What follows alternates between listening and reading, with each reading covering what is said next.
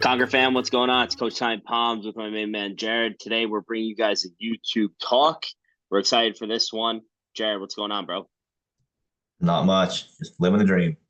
Living the dream. What is the dream? I don't know, man. I get to mostly control my schedule. I'm not having hmm to work for anybody in particular, so I'm okay with that. I'd say it's a solid start to the dream, actually, for sure. Love that, bro. Today, me and Jared are gonna be chatting with you guys about why it's important to have a coach in the sport of CrossFit. And the reason this type of conversation is coming up is just because it's so blatantly obvious to have a coach in every single sport, like basketball, football, baseball, fighters, even like Olympic lifting, powerlifting. Like having a coach is just like you have one. And then it's the sport of CrossFit. I mean, everyone who's somebody has a coach for the most part, but there's tons of that intermediate level athletes who just don't have a coach, kind of just do their own thing, or even more than intermediates, like that higher level still too. And to me, it's just odd. So we're going to talk about the importance of having a coach, why you should have a coach, and just kind of go back and forth on our opinions on that matter, and then maybe mistakes that are being made for those who don't have a coach at all. Um, Jared, who's your football team? Steelers. I hate the Steelers, bro. I'm a diehard Jeff fan, so I just hate the Steelers. But Steelers are Justin Fields look decent. He did the job. He did the Yeah, job, and the defense carried him because he did his job. That's all. He wasn't spectacular, but he did what he had to do. George Pickens is nice.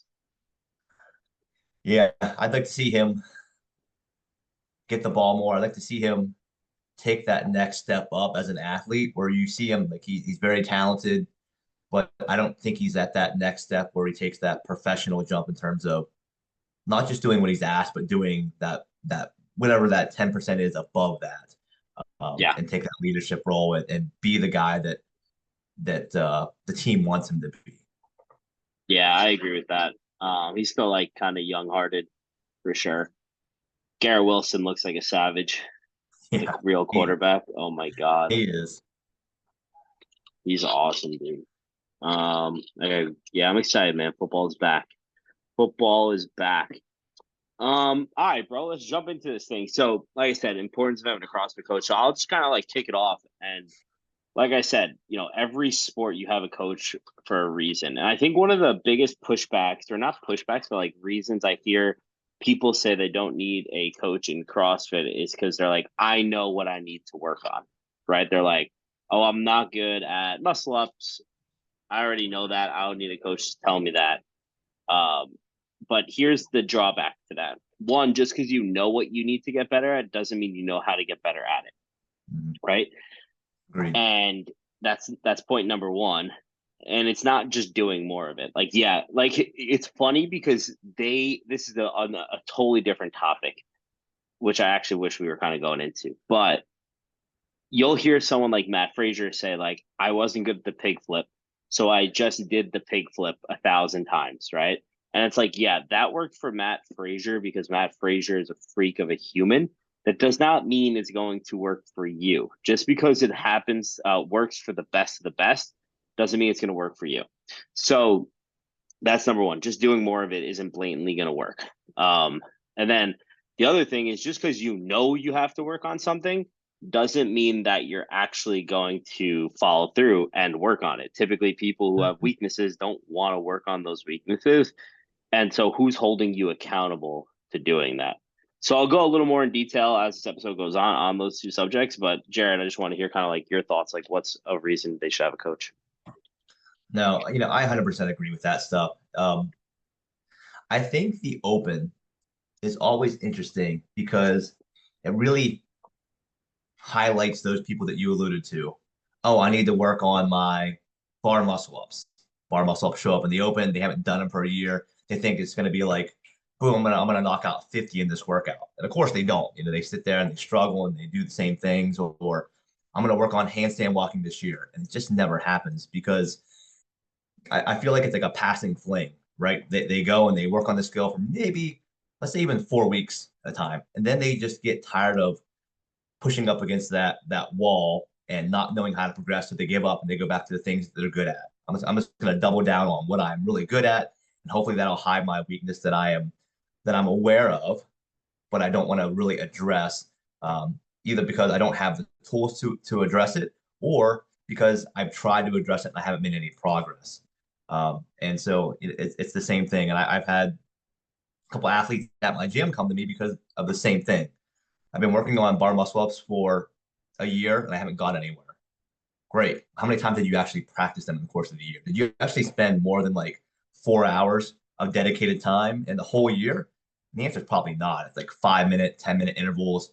And then, of course, getting a coach, having that accountability that you alluded to, it's just big. You know, when they're looking in their programming. Oh, I have bar muscle work again today. I have it next week. I have it the following week. If I skip it, he's going to know and he's going to ask me why I didn't get those things done. And really, I think that's the big part. Is the accountability that you could be the most driven, strong-willed person out there, but having that external accountability is what can help push you over the edge in terms of those things that you need to work on or the things you don't want to address because it's just not something you enjoy doing.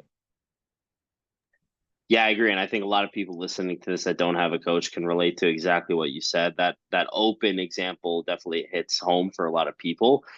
And like you said, everyone knows what they're poor at. Everyone knows what movement they don't want to show up when they either have a competition or the open. And I think what's even more interesting is there's a lot of people who won't do competitions when they see a movement that they either can't do or aren't good at. And instead of doing something to get better at it, they just cherry pick competitions that they think they can do well in. And I think that kind of sucks to a certain degree. It's like you should be able to just go compete. Like you should be able to participate in every competition and like be able to go get after it no matter what's in those competitions. And so like to just continually avoid it is like the weirdest thing to me. And then like I mean I even see like a weird movement that a lot of people avoid for a long time is the double under. Like people avoid. I've seen people like females with like 185-pound clean and jerks, but can't do double unders. And I'm like, you can do that, but you can't do this simple skill. And the reason that most people can't do double unders is because they just don't want to take the time to practice it because it is such a movement that you just need to hammer home for like a few weeks and you just get them, you know? So I agree. The accountability aspect so huge. And then my next point would probably be just like having some sort of direction. I think a lot of athletes just like lack direction in terms of like where their programming should be throughout the time of the year, what they should actually be working on, right? So it's like you have these things that you're not good at, right? Like maybe it's like two movements, maybe it's snatches and ring muscle ups, right? But then there's also things that need to be worked on in your programming as well that you're not as poorly at. And it's like, well, why am I doing what I'm doing at this time of the year outside of ring muscle ups and snatches? Because I just blatantly suck at them, And it's like they just pick workouts and they kind of just go with the flow and they don't actually ever get to see if they're making real progression because they're not measuring anything other than am I getting better at snatches and ring muscle ups, which is a solid measure, but there should be more than that to see how they're doing. Yeah. Um, I think that the big thing that you talked about is just having a clear, I don't want to say concise because there's always variability, but having a clear direction of what the next block of training looks like, as opposed to I'm going to pick and choose from workouts that I see on Mhm. Instagram and whatever, and try to compile a program that was never meant to be put together. It's like taking different ingredients from different recipes, throwing it together, and think it's going to end up tasting the way that you hope it will, and of course it tastes like crap. But having a cohesive plan and, like you said, the ability to test and retest, is a great way for you to measure progress, as opposed to, oh, my endurance sucks, I'm just going to do all these long workouts and hope that improves my endurance. Or I'm going to go in with this 20-minute AMRAP, and just because it's a longer duration workout, assume that's going to have carryover, and all you did was teach yourself to go fast and then go slow and die. So having like the desired outcome in place of, hey, at the end of this workout, this is what we want to see occur, as opposed to, I'm just going to go do it and think I'm going to get better. You know what's And interesting that you're yeah, just saying, like it just made me think of? It's like, why do people just kind of like pick workouts and assume that it's gonna get them better? And my opinion is that people assume that as long as they have a level of intensity, it means that they're getting better. And that's because it was preached through CrossFit, right? It's like, mhm, you know, this workout may not have, been perfect for me, but like I pushed intensity today and like so I got better. And it's like, not necessarily, man. Like, mhm, not necessarily, like whatsoever. Like, did it have the things you needed to get better at in it? No. Then like maybe you got 0.1% better, but you could have, got twice as better throughout the year if you were actually doing the things you need to work on. yeah. I feel like that kind of aligns with the traditional um, argument for scaling. And like, so if I use an example of, let's say there's a workout that has deadlifts and burpees, and you think, well, I'm gonna do this workout because I suck at deadlifts, and then it's the loading is too heavy for you to the point where you start doing singles the entire time. And your goal was, hey, I need to do better at touch and go reps, but because you were unwilling to adapt the workout to what it is you need, you just went in like, hey, this workout looks cool, I'm gonna go do that. You end up doing a workout that just plays to the things you're already good at, not the things that you suck at. And inevitably, you think you're getting better, and you just wasted all that energy, all that time on a workout that did not move the needle for you at all. You're just still in the same place after exhausting yourself for no really valid reason. Exactly. And like that's a great point too, where it's like, I remember used to looking at workouts from Rich Froning, and I like understood the stimulus and I understood like the purpose of the workouts, and like I was able to like do those workouts and check my ego and like make the right weight assumption. But I think there's a lot of people out there who are like, if I'm not doing it at the snatches at 225 paired with the handstand walk, then like I'm not getting the adaptation I need for this workout because it says 225. When in reality, it's like you need to find the weight that allows you to like hit whatever the stimulus was supposed to be. And so having a coach who just prescribes the right weight for you, and this way you don't even have to keep your ego in check. It's like, no, that's what my coach said to do. So like this is perfect for me, is also like a major benefit too, I think, for the individuals. Yeah, I agree. Something that I was thinking about is, and some people won't want to hear this, but in reality, I think there certainly is an athletic window for you to maximize your performance. And I don't think anybody can really argue that. Like, hey, depending on when you start and how much, overall athletic experience you have, when you enter into the CrossFit realm, like, sure, your skills can get better, but there's going to come a point when your overall top end strength and things are going to start to decline. It's going to be harder to maintain those things. Do you want to spend 3 to 5 years pissing around, picking workouts from here or there, hoping that you're going to get to the highest point that you can, or what would those 3 to 5 years look like if you actually had a coach who helped you plan these things out methodically to try to maximize your potential?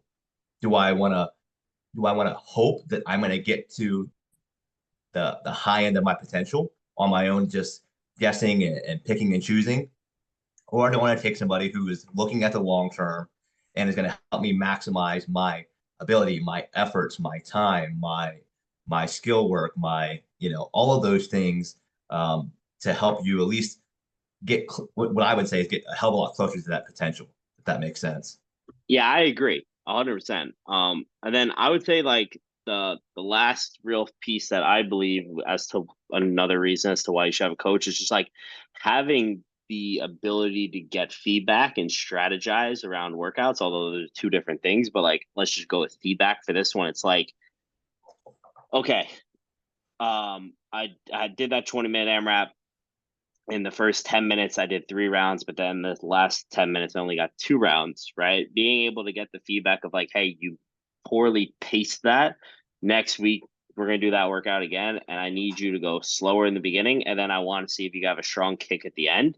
And then like doing that and like as an athlete being aware and understanding of like actually what just took place so that like you can have better pacing strategies, right? Or hey, I watched your snatches today.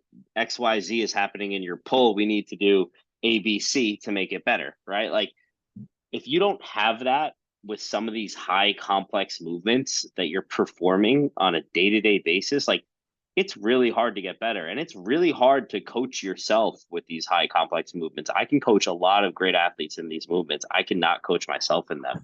It's like it just doesn't happen. And so I don't know why some athletes are not understanding of that. Is it, do you think that at the end of the day, like, yeah, like I actually just can't really understand, quite honestly, why people don't want to spend the money to have a coach about something they're so passionate about. I can't really grasp my mind around it. I mean, I have a coach to teach me how to coach, right? Like I've been in mentorships from the day I've started coaching because I'm passionate about it and continually want to get better. I don't just say I'm a good coach and stop there. I have a really hard time grasping and understanding, the whole concept, honestly.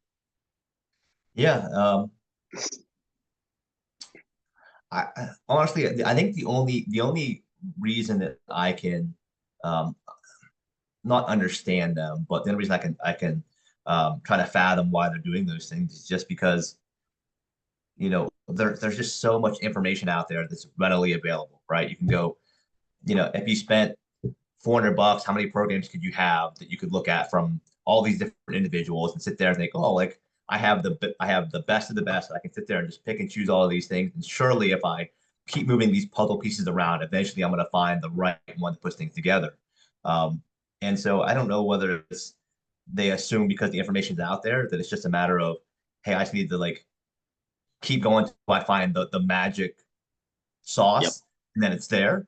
But I think he would say the same thing as a coach too, and I definitely feel the way that if I could go back and like mentor myself whenever I first got like my level one, I first got into coaching. I mean, I would have been years ahead, years and years ahead, as opposed to me having to learn these things the hard way and just realizing like there's some things you just suck at and you need to get way better at those, or there are some things that you don't have any knowledge about, so you need to shore up that weakness of your own coaching ability. And like you said, like those are things that I've done, and I understand the value in them. Maybe it's just one of those things where they have to jump in and get the experience to understand the discrepancy of what they're doing and what they could be doing. Yeah, man, I agree with that statement for sure. I wish I could go back and hire a coach sooner, in the worst way. As an athlete, I wish I had a coach sooner. I wish I had Jay as a coach a lot sooner. I really do.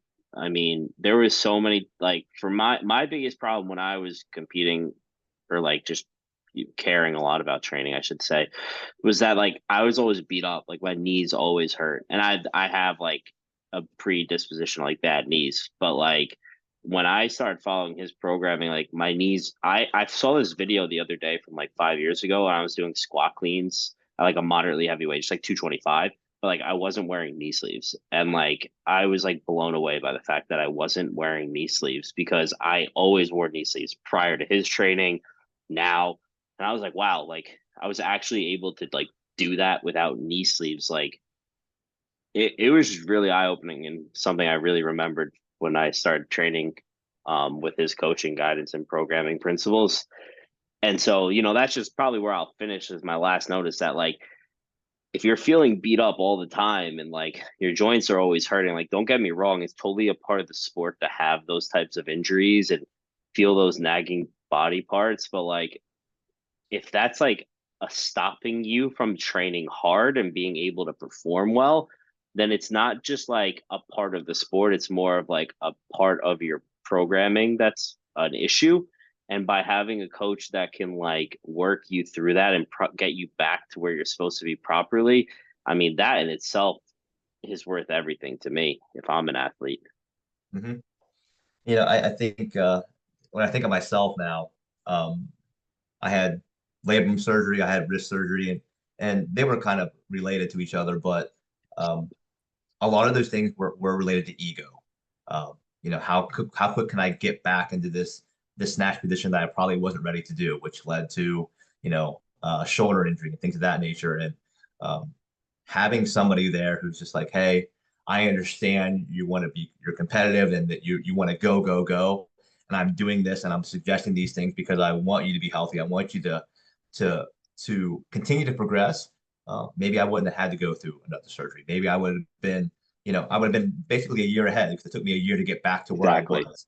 Yep. And it's just having somebody help keep you in check, and yeah, I think in the other sense of that is to boost your morale whenever you're feeling like in the dumps, whenever you can get Totally. really hard on yourself and dive into that self pity of I didn't perform the way I wanted to. Where your coach and say, hey, you're looking at all these things the wrong way. There's at least this really, really positive aspect out of what came out of that, even though the outcome wasn't what you wanted. And so having that, having both of those things help balance is an invaluable tool if you want to get better as an athlete, period. Couldn't agree more, bro. All right, guys. I hope this video was helpful and maybe persuaded you to hire a coach, whether that's one of us at Conquer Athlete or someone that you've been waiting to ask.